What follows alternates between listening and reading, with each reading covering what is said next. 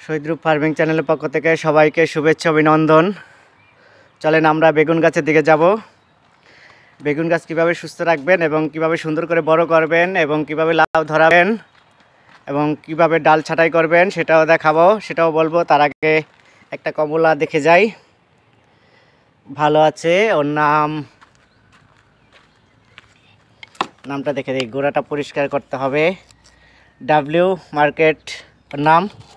গোড়াটা পরিষ্কার করি না একটাই কারণ, গোড়াটা পরিষ্কার করলে মাটি আলগা হয়ে যাবে এবং পানি দিলে প্রচুর পরিমাণ পানি ঢুকবে এবং নতুন কুশি বের হবে। এই জন্য ওর পরিচর্যা নাই, ওর খাবার নাই, পরিচর্যা নাই, শুধু হালকা একটু পানি দিয়ে যাই। যাই হোক, চলেন আমরা লাউ গাছের দিকে যাই।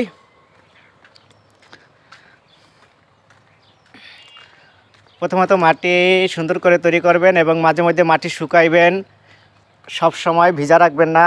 দেখা গেছে সপ্তাহে একদিন হলেও মাটি শুকিয়ে দিবেন, গাছটা ভালো থাকবে। এবং যদি অল টাইম ভিজা থাকে এবং পানি অতিরিক্ত থাকে গাছটা পচে যেতে পারে। আগে গাছের চেহারা দেখেন কত সুন্দর, একটা মাথা বেরোচ্ছে, একটা ডাল বেরোচ্ছে। যদি এই ডালটা যখন এখানে আসবে আপনার 6 ফিটের মতো, তখন ওর মাথাটা কেটে দেব এবং ওর সাইড ডাল যে বের হবে ওই সাইড ডালে বেগুন লাউ হবে। অতএব ও আরও কিছুদিন যাবে, কিছুদিন গেলে ওই মাথাটা কেটে দেবো। মাথাটা কেটে দিলেই ওর ব্রাঞ্চগুলো বের হবে, সাইড ব্রাঞ্চেই ফলন হবে। সব সময় সাইড ব্রাঞ্চেই ফলন হয়। চলেন একটু পরিচর্যা করা যাক। যেমন যখন রোপণ করেছি তখন কম্পোস্ট ছিল, ভার্মি কম্পোস্ট ছিল এবং গোবর কম্পোস্ট ছিল। আর আরেকটা কথা বলি, যেমন ছাদ বাগানের, বিশেষ করে ছাদ বাগানে কিছু শ্যাওলা জমে ফ্লোরে, ওগুলো দিতে পারেন। এই যে ওগুলো দেওয়া, কিন্তু এটা কিন্তু ওই যে আপনার এই যে শ্যাওলা, হালকা একটু খুঁচিয়ে নেবেন যাতে ভিতরে আলো বাতাস যেতে পারে।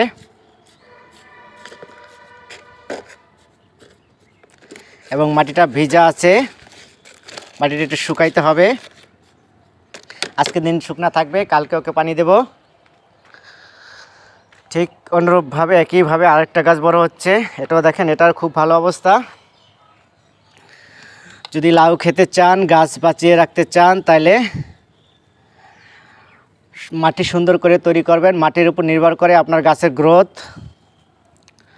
এখনও পর্যন্ত কোনো ধরনের সার অথবা কোনো ধরনের খাবার তাকে দেওয়া হয় নাই,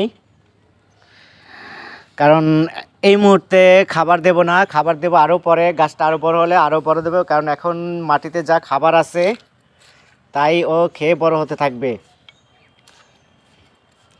মাটিটা একটু হালকা খুঁচাই দিবেন যাতে বাতাস এবং একসাথে চলে যায়। আর পোকামাকড়ের ওষুধ দিবেন, বিশেষ করে এই নতুন ডালের সময় পোকার আক্রমণ হয়। আপনার পাতার নিচ থেকে শুরু করে পাতার উপরে দুটোই আক্রমণ করে। অনেক সময় উপরে স্প্রে করে যান, কিন্তু নিচে স্প্রে করেন না, নিচেও স্প্রে করবেন, কারণ পোকাটা নিচেও থাকে অনেক সময়। আর এই মাথাটার দিকে খেয়াল করবেন, মাথার ভিতরেও পোকা থাকে কালো কালো, ওগুলো খেয়াল করবেন। যদি এরকম পোকা দেখেন তার সাথে সাথে স্প্রে করে দিবেন।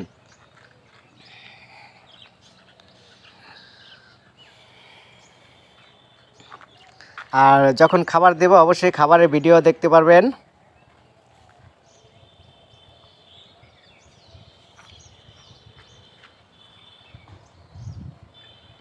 ব্যাস, আর দেখে শুনে পানি দিবেন। যদি মাটি ভিজা থাকে পানি দেওয়ার কোনো প্রয়োজন নাই, মাটি শুকাইলে তখনই পানি দিবেন। আবার একেবারে শুকনা না, গাছ আধামরা করবেন না, খবরদার।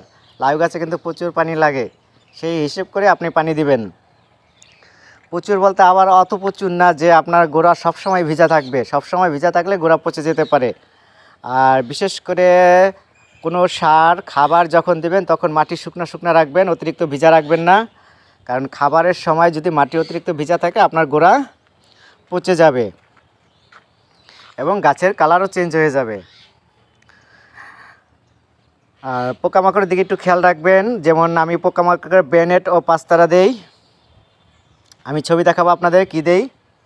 যদি আমার সাথে আনি নেই, আমার যেতে হবে আমার গোডাউনে।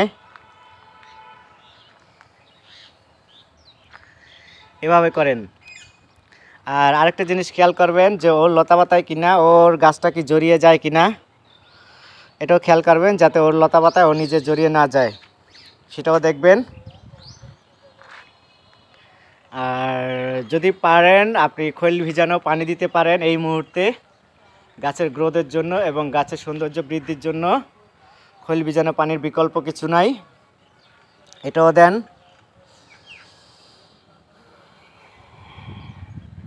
এর বেশি আপাতত আর পরিচর্যা নাই, কারণ এখনও গাছ ছোট, যখন গাছ বড় হবে ফলনের সময় হবে তখন আরও পরিচর্যা করা লাগবে ফলনের জন্য।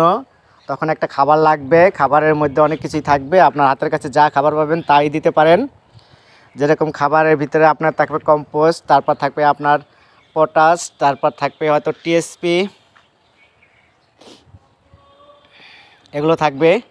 এছাড়াও বিভিন্ন অনুখাদ্য আছে, আপনি চাইলে ওগুলো দিতে পারেন। সব খাবারের নাম আমার মনে থাকে না।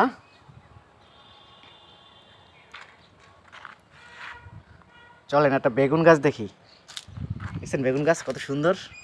ওকে 1G পুনিং করা হয়েছে, এখন ওর এক দুই তিন চারটা ডাল বের হয়েছে। এই যে বেগুন গাছ, এটাও 4টা ডাল বের হয়েছে, এটাও 1G পুনিং করা হয়েছে, এটাও ডাল বের হচ্ছে। এটা পেয়ারা, মাধুরী পেয়ারা প্রচুর পরিমাণ শিকড় আসতেছে আলহামদুলিল্লাহ। এই যে প্রত্যেকটা গুটি কলমে শিকড় আসতেছে, শিকড় আসতে একটু সময় নেয়, ও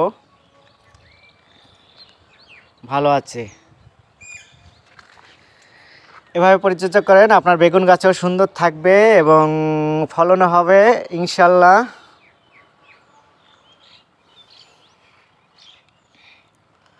ভালো থাকবেন আপনারা, সুস্থ থাকবেন। যদি পারেন চ্যানেলটা সাবস্ক্রাইব করেন, খুশি হব, এবং নতুন নতুন ভিডিও বানাতে সাহায্য করুন।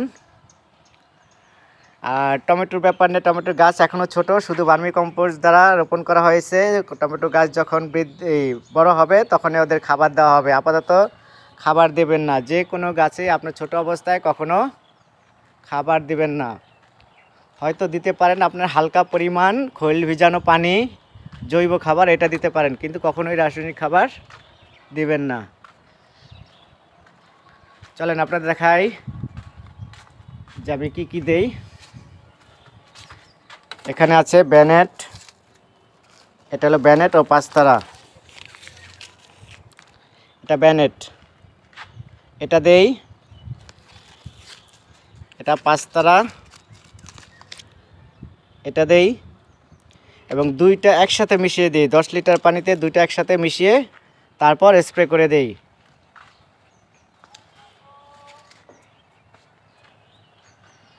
চলেন এই সাইডের বেগুন গাছগুলো একটু দেখে আসি কি অবস্থা। এরাও ভালো আছে। মাটিটা সুন্দর রাখতে হয় মূলত, এটার অবস্থা খুবই ভালো, এটার গ্রোথও ভালো, সব কিছুই ভালো ভালো আছে তারা। যাই হোক, ভালো থাকেন আপনারা, সুস্থ থাকেন। খুদা হাফেজ।